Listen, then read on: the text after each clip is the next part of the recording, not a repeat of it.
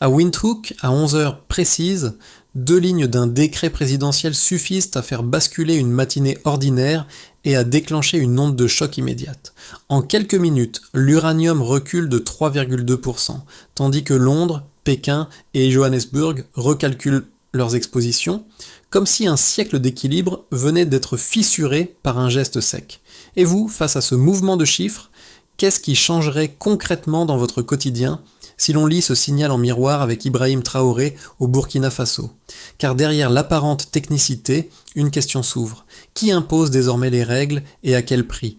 La promesse de ce récit est simple. Comprendre, sans jargon inutile, pourquoi un décret apparemment technique peut déplacer des milliards et transformer des vies ordinaires. En quelques minutes, vous saurez lire ce que ces annonces disent réellement du pouvoir, de la souveraineté et des rapports de force économiques qui structurent encore l'Afrique. L'enjeu dépasse largement la Namibie. Il touche à la manière dont des États longtemps considérés comme stables découvrent que cette stabilité profitait surtout à des contrats figés. En observant ce moment précis, puis en le mettant en perspective avec le précédent d'Ibrahim Traoré, il devient possible de distinguer un simple geste politique d'un basculement structurel. Ce qui se joue ici n'est ni idéologique ni abstrait. Ce sont des règles concrètes qui déterminent l'emploi, les revenus publics et l'avenir de générations entières. Reste une question centrale, que tout le reste devra éclairer. Pourquoi maintenant et pourquoi ce geste précis? 2 faits, annoncés à 11 heures précises, révèlent immédiatement l'ampleur du séisme. La chute instantanée de 3,2% du cours de l'uranium et un communiqué présidentiel réduit à 2 phrases. Ces chiffres suffisent à comprendre que Windhoek n'a pas déclenché un simple ajustement administratif, mais un déplacement de centre de gravité économique que les marchés ont perçu avant même les opinions publiques. Pour saisir ce basculement, il faut revenir à l'image de stabilité longtemps associée à la Namibie. Depuis les années 1990, le pays était présenté comme un modèle de continuité institutionnelle, rassurant pour les investisseurs et prévisible pour les partenaires étrangers. Cette réputation masquait pourtant une réalité plus étroite. Des contrats miniers rarement renégociés, des exemptions fiscales étendues et une captation locale des bénéfices limités. La décision de la présidente Nandinto agit comme un révélateur. En reprenant directement le contrôle du ministère des Mines et de l'Énergie, elle expose publiquement ce qui restait jusqu'alors enfoui dans des annexes contractuelles. Ce geste transforme une stabilité passive en souveraineté mesurable, lisible à travers des données plutôt qu'à travers des slogans. C'est précisément à ce point que le parallèle avec Ibrahim Traoré s'impose. Au Burkina Faso, 3 ans plus tôt, un acte similaire avait montré qu'une rupture n'est crédible que lorsqu'elle rend visibles les chiffres et les règles. La Namibie n'invente pas un modèle, elle démontre que la stabilité pouvait aussi être une forme de dépendance silencieuse. Pour comprendre comment une décision institutionnelle se traduit dans la vie réelle, il faut quitter les chiffres et suivre des trajectoires de concrètes. Dans une mine proche de Swakopmund, un technicien raconte que pendant des années, les cadences d'extraction étaient fixées depuis l'étranger, sans discussion possible sur les salaires ni sur la sécurité. Les profits repartaient vers des sièges lointains, tandis que les routes reliant les villages voisins restaient dégradées. L'annonce présidentielle change pour lui une perspective simple. Sa qualification pourrait enfin avoir une valeur reconnue localement. Un autre témoignage apparaît à la télévision nationale. Une mère vivant à plusieurs heures de Windhoek explique que son fils travaille pour une entreprise minière enregistrée à Zurich. Lorsqu'un problème survient, les décisions passent par une chaîne d'intermédiaires si longue que les réponses arrivent trop tard. La reprise de contrôle du ministère n'est pas pour elle une abstraction juridique, mais l'espoir que les décisions commencent à répondre aux réalités namibiennes. Ces récits esquissent un premier impact tangible. Ils montrent que le décret ne vise pas seulement des équilibres macroéconomiques, mais des situations ordinaires longtemps figées. Derrière chaque clause renégociée, une question simple se pose désormais. À qui profite réellement la stabilité ? Le déclencheur survient tôt dans la matinée, presque sans mise en scène. Un communiqué bref circule, 2 lignes sèches, un ton neutre, qui évoque une réorganisation au sommet de l'État. Les rédactions pensent d'abord à une routine institutionnelle, un ajustement interne comme il en existe tant. Rien, à ce stade, ne laisse présager une rupture majeure. Puis, en quelques minutes, l'information précise tombe. Le vice-premier ministre est destitué et le ministère des Mines et de l'Énergie passe sous contrôle direct de la présidente. Le signal est discret, mais il est compris par ceux qui savent en lire entre les lignes. Très vite, les chancelleries s'agitent. À Londres, des analystes recalculent les risques contractuels liés aux concessions namibiennes. À Johannesburg, les salles de marché se tendent, conscientes que toute modification du cadre extractif peut provoquer un effet domino. À Pékin, les téléphones sonnent sans interruption, car la stabilité d'approvisionnement est un paramètre stratégique. La Namibie, réputée prévisible depuis des décennies, rappelle soudain que cette prévisibilité reposait sur des règles qui peuvent être réécrites. Le pic intervient à 11 heures précises. La télévision nationale diffuse un extrait de l'allocution prévue le soir même. 2 phrases seulement, mais suffisamment claires pour provoquer une réaction immédiate. Le cours de l'uranium chute de 3,2% en quelques minutes. Ce mouvement n'est pas une panique irrationnelle. Il traduit une compréhension nette de l'enjeu. Les marchés saisissent que ce qui est remis en cause, ce ne sont pas seulement des personnes, mais des clauses, des exemptions et des équilibres hérités d'un autre temps. Dans les bureaux de Johannesburg, certains parlent déjà d'un précédent dangereux. À Londres, les flux d'ordre se figent, comme si l'incertitude devenait elle-même une donnée stratégique. Cette réaction rapide confirme une chose. Le système extractif comprend parfaitement la portée du geste, même avant que le public n'en mesure toutes les implications. Pendant ce temps, sur les réseaux sociaux africains, un autre mouvement se dessine. Le mot « souveraineté » grimpe parmi les tendances. Des vidéos de mineurs namibiens circulent, décrivant des années de contrats opaques et de profits expatriés. Un syndicaliste rappelle que, depuis 1990, les routes construites menaient davantage au port qu'au village. Une étudiante de Windhoek écrit qu'on leur a appris à accepter la dépendance comme une fatalité. Ce message devient viral, car il met des mots simples sur une réalité longtemps ressentie. La rémanence commence alors. Le soir venu, lorsque la présidente apparaît à l'écran, la tension est déjà installée. Elle ne lit aucune note, elle énonce des faits, exonération fiscale prolongée, audit lancé en amont, bénéfices captés à l'étranger. Cette sobriété renforce la crédibilité du geste. Dans cette séquence, certains observateurs reconnaissent un écho clair au précédent d'Ibrahim Traoré, qui avait montré que rompre un cycle de dépendance passe par une cohérence obstinée plus que par un discours spectaculaire. Ici, la journée ne s'achève pas avec l'annonce. Elle ouvre une période où chaque acteur doit désormais se repositionner. Le premier chiffre, mis en avant par l'audit préliminaire, concerne la production annuelle d'uranium. Environ 2000 tonnes extraites chaque année en Namibie. À l'échelle mondiale, ce volume est significatif, mais il ne se traduit que par des redevances limitées pour le budget national. En d'autres termes, une ressource stratégique quitte le territoire sans générer des revenus proportionnels pour financer les services publics. Ce décalage explique pourquoi une simple annonce politique a suffi à faire réagir les marchés. La valeur produite et la valeur captée ne coïncidaient plus. Le deuxième chiffre porte sur les diamants. Chaque année, environ 1,4 million de carats sont extraits du sol namibien. Pendant des décennies, l'essentiel de ces pierres était exporté à l'état brut avant d'être taillé et valorisé ailleurs. Ce schéma empêchait la création de filières locales capables de générer des emplois qualifiés et des revenus durables. La donnée révèle une réalité simple. La richesse existait, mais la chaîne de valeur était volontairement interrompue avant d'atteindre l'économie nationale. Le troisième chiffre est sans doute le plus frappant.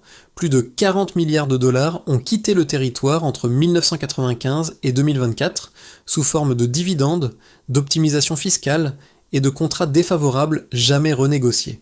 Pour un pays de moins de 3 millions d'habitants, cette somme équivaut à plusieurs décennies d'investissements publics manqués.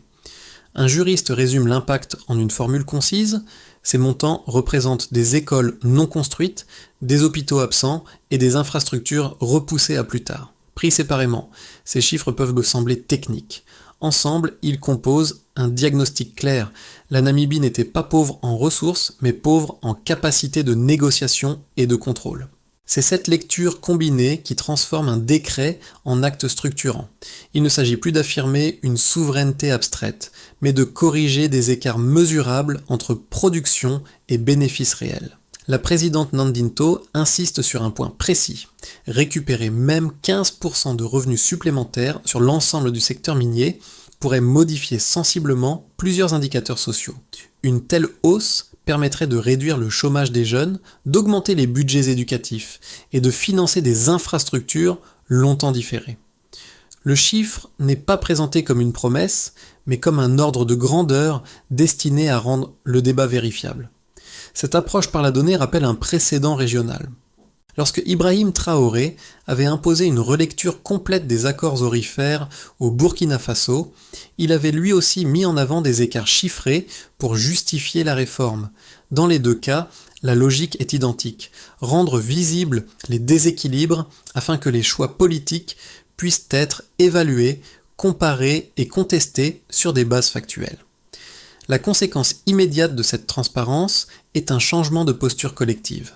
Les journalistes réclament désormais l'accès aux contrats. Les universitaires analysent les flux financiers ligne par ligne. Les citoyens découvrent que la souveraineté peut se suivre comme un indicateur, et non comme un slogan. À partir de là, une question devient inévitable. Si les chiffres étaient connus depuis longtemps, pourquoi a-t-il fallu attendre ce moment précis pour les rendre centraux ? La première critique, formulée par les cercles financiers internationaux, repose sur un argument classique. Selon eux, toute remise en cause du cadre extractif risque de provoquer une fuite des capitaux. Les investisseurs, disent-ils, privilégient la prévisibilité à la souveraineté. Modifier les règles en cours de route créerait une incertitude juridique susceptible de ralentir la croissance, de tendre la monnaie et de réduire l'accès aux financements extérieurs. Cette lecture s'appuie sur 30 ans de discours présentant l'ouverture totale comme une condition incontournable du développement. Une deuxième critique émane de certains économistes africains. Elle se veut plus prudente que hostile. Centraliser le ministère des Mines et de l'Énergie pourrait, selon eux, concentrer excessivement le pouvoir et créer de nouvelles zones d'opacité. Ils redoutent qu'un État de taille moyenne, agissant seul, se retrouve isolé dans des arbitrages internationaux défavorables. Leur inquiétude n'est pas idéologique. Elle repose sur l'idée qu'une rupture mal coordonnée peut fragiliser des institutions encore en consolidation. Ces deux critiques méritent d'être prises au sérieux. Elles constituent le meilleur argument contre la décision de Nandinto, car elles s'appuient sur des risques réels et observables ailleurs. Mais la réponse apportée par la présidente ne cherche pas à les contourner, elle les affronte par les données. Elle rappelle d'abord que les investisseurs ne fuient pas la souveraineté, mais l'irrégularité. Les contrats opaques, les exemptions fiscales de 20 ans et les clauses non renégociables créaient en réalité une instabilité latente masquée par des apparences de continuité. Elle souligne ensuite que la croissance moyenne enregistrée sur 3 décennies, malgré l'ouverture maximale aux capitaux étrangers, n'a pas réduit le chômage structurel. Si ce modèle avait été efficace, les indicateurs sociaux auraient évolué. Or, ils sont restés largement figés. Enfin, elle démontre que la centralisation n'est pas une fin en soi, mais une étape transitoire destinée à clarifier les responsabilités avant de les redistribuer dans un cadre contrôlable. Cette logique rappelle un précédent déjà observé au Burkina Faso. Lorsque Ibrahim Traoré avait engagé une relecture des accords aurifères, les mêmes critiques avaient été formulées. Pourtant, les échanges n'avaient pas cessé. Ils avaient simplement changé de règles.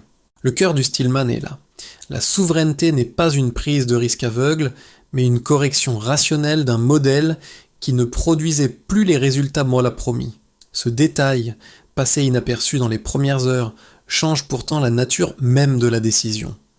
Le décret publié le matin transfère la première instance de tous les litiges miniers vers les tribunaux nationaux. En une phrase juridique, des décennies d'arbitrages internationaux deviennent secondaires. Jusqu'ici, les différends quittaient presque automatiquement le territoire pour être jugé ailleurs, selon des règles souvent inaccessibles au public namibien. Cette bascule juridictionnelle modifie profondément le rapport de force. Les entreprises savent désormais que les conflits seront examinés localement avec des audiences publiques et des documents consultables. L'État, de son côté, récupère un levier essentiel, la capacité d'interpréter et d'appliquer ses propres règles sans intermédiaire. Ce changement ne repose pas sur un discours politique, mais sur une architecture procédurale qui s'impose à tous les acteurs. C'est ici que le parallèle avec Ibrahim Traoré devient décisif. Au Burkina Faso, le recentrage des litiges économiques sous souveraineté nationale avait contraint les partenaires à négocier sur un terrain qu'ils ne pouvaient plus contourner.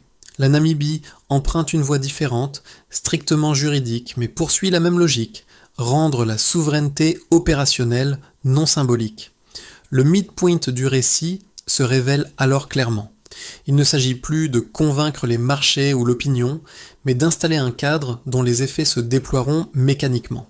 À partir de ce moment, la question n'est plus de savoir si la décision est audacieuse, mais comment chaque acteur va s'y adapter concrètement et durablement. Pour les citoyens namibiens, l'effet le plus immédiat est juridique mais profondément concret.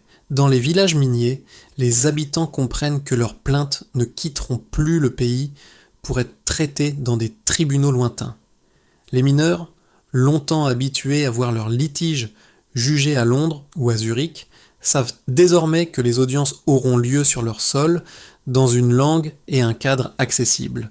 Cette proximité transforme une idée abstraite, la souveraineté, en expérience quotidienne mesurable. Du côté des entreprises nationales, le décret ouvre un espace inédit. Les petites et moyennes structures, longtemps cantonnées à des rôles de sous-traitance, anticipent l'émergence de filières de transformation locale. Des ingénieurs et des géologues formés en Namibie voient apparaître des opportunités que les anciennes concessions ne prévoyaient pas. Pour la première fois, investir dans la chaîne de valeur pourrait rapporter davantage que l'exportation brute, ce qui modifie les calculs économiques internes. Pour les investisseurs internationaux, l'impact est plus contrasté. Certains redoutent une hausse des coûts et une perte de flexibilité contractuelle. D'autres, au contraire, perçoivent dans la clarté juridique un facteur de stabilité à long terme. Les premières analyses publiées à Johannesburg soulignent que l'incertitude initiale pourrait être compensée par un cadre plus lisible où les règles sont explicites et vérifiables. Dans ce contexte, le risque ne disparaît pas, mais il devient quantifiable. À l'échelle régionale, la décision namibienne agit comme un signal. Au Botswana, en Angola et au Mozambique, des commissions internes examinent déjà les clauses mises en avant à Windhoek. À Ouagadougou, les commentateurs évoquent naturellement le précédent d'Ibrahim Traoré, qui avait démontré qu'un pays pouvait redéfinir ses règles sans s'effondrer. Ce parallèle nourrit l'idée qu'une coordination régionale, fondée sur des normes communes de transparence, pourrait émerger. Ces 4 cercles d'impact dessinent une même conclusion. Le décret ne redistribue pas seulement des compétences administratives, il oblige chaque acteur, du citoyen au partenaire international, à recalibrer ses attentes. La souveraineté cesse d'être un mot-clé politique pour devenir un paramètre opérationnel dont les effets se lisent désormais dans des décisions concrètes et observables. Le premier scénario, souvent jugé le plus probable à court terme, est celui d'une stabilisation sous tension. Dans cette trajectoire, la majorité des compagnies minières acceptent d'entrer en renégociation sans suspendre leurs opérations. Elles cherchent des garanties juridiques claires, obtiennent des calendriers de transition et ajustent leurs marges plutôt que de quitter le territoire. Les tribunaux nationaux, désormais compétents, enregistrent un afflux initial de dossiers, mais parviennent à trancher avec une régularité suffisante pour rassurer les partenaires. Les revenus publics augmentent progressivement, permettant de financer des infrastructures visibles sans bouleverser l'équilibre macroéconomique. La souveraineté devient alors une normalité administrative, encore discutée mais intégrée. Le deuxième scénario est celui d'un effet domino continental. Ici, la décision namibienne inspire d'autres États d'Afrique australe et sahélienne qui engagent à leur tour des réformes comparables. Une coordination régionale commence à se dessiner autour de normes minimales, publication des contrats, transformation locale obligatoire, juridiction nationale prioritaire. Les investisseurs, d'abord prudents, comprennent que la stabilité repose moins sur des exceptions avantageuses que sur un cadre partagé. La Namibie se transforme en laboratoire institutionnel observé de près où les arbitrages s'appuient sur des données publiques. Dans cette hypothèse, la rupture cesse d'être isolée et devient une stratégie collective. Le troisième scénario est plus fragile. Pression extérieure, arbitrage hostile, recul partiel. Sous l'effet combiné de tensions diplomatiques, de recours juridiques et de résistances internes, le gouvernement pourrait ralentir ou suspendre certaines réformes. Les capitaux se retireraient progressivement, la monnaie se tendrait et les importations deviendraient plus coûteuses. À court terme, le chômage pourrait augmenter, alimentant un discours accusant la réforme d'avoir sacrifié la croissance. Cette trajectoire transformerait la décision en avertissement, rappelant le coût potentiel d'une confrontation mal synchronisée avec l'ordre extractif dominant. Ces trois scénarios ne prétendent pas prédire l'avenir. Ils offrent un cadre de lecture conditionnel. Si les institutions tiennent, et si la cohérence est maintenue, alors la souveraineté s'enracine. Si la pression l'emporte et que les règles se fragmentent, alors le recul devient possible. La clé n'est donc pas le scénario lui-même, mais la continuité des décisions qui suivront ce premier geste. À première vue, ce qui se joue en Namibie peut sembler éloigné de la vie de celles et ceux qui observent depuis un autre pays. Pourtant, 3 cercles d'impact montrent que cette décision résonne bien au-delà de Windhoek, car elle touche à des mécanismes universels de pouvoir et de responsabilité. Le premier cercle concerne celles et ceux qui vivent sur la ligne de fracture économique. Mineurs, pêcheurs, travailleurs des zones périphériques connaissent intimement la contradiction entre territoire riche et vie précaire. Lorsque l'État affirme que chaque contrat doit désormais être lisible et chaque litige jugé localement, ils y voient une promesse mesurable. Pour eux, la souveraineté n'est pas un débat théorique, mais la possibilité que les routes, les écoles et les dispensaires cessent d'être des projets différés. Le deuxième cercle touche la génération urbaine et diplômée. Étudiants, jeunes travailleurs et cadres précaires suivent cette séquence avec une attention particulière. Ils cherchent à savoir si leurs compétences serviront à construire une économie locale ou à alimenter un nouvel exode. Les chiffres publiés, les comparaisons régionales et les précédents récents nourrissent leur discussion. Ils comprennent que la bataille des contrats conditionne la nature même des emplois disponibles demain. Le troisième cercle inclut celles et ceux qui observent depuis d'autres régions du monde. Ils reconnaissent un schéma familier, des décisions prises ailleurs dans des cadres opaques qui façonnent pourtant des existences locales. L'exemple namibien agit alors comme un rappel. Les clauses, les exemptions et les juridictions comptent souvent plus que les discours officiels. Ces 3 cercles convergent vers une même idée. Comprendre les règles invisibles, c'est déjà commencer à les reprendre en main. Et cette prise de conscience dépasse largement un pays ou un continent. Pour éviter que la rupture ne reste symbolique, la présidente Nandinto présente une feuille de route structurée en étapes vérifiables. L'objectif est clair, transformer la souveraineté proclamée en procédure durable capable de survivre aux pressions politiques et économiques. Chaque mesure est associée à un responsable identifié, à un calendrier précis et à un indicateur mesurable, afin de limiter toute interprétation floue. La première étape concerne la transparence contractuelle. Tous les accords miniers signés depuis 1990 doivent être publiés dans un registre national accessible. Le ministère des Finances pilote l'audit et compare les niveaux de redevance. L'indicateur retenu est simple. La proportion de contrats rendus publics et analysables par des tiers indépendants. La deuxième étape porte sur la renégociation sectorielle. Les entreprises exploitant l'uranium et les diamants sont prioritaires. Les nouvelles clauses doivent inclure des obligations de transformation locale. Le suivi se fait à travers le nombre de contrats amendés et les montants rapatriés dans le budget national. La troisième étape prévoit la création d'un fonds souverain avant la fin de l'année. Une part fixe des revenus extractifs y est versée pour financer l'éducation, la santé et les infrastructures. Le capital accumulé devient l'indicateur central, contrôlé par un comité multipartite. La quatrième étape vise la montée en compétences locales. Des programmes universitaires et techniques sont déployés dans les régions minières avec un suivi du nombre de techniciens et d'ingénieurs formés. Enfin, une cinquième étape engage la coordination régionale.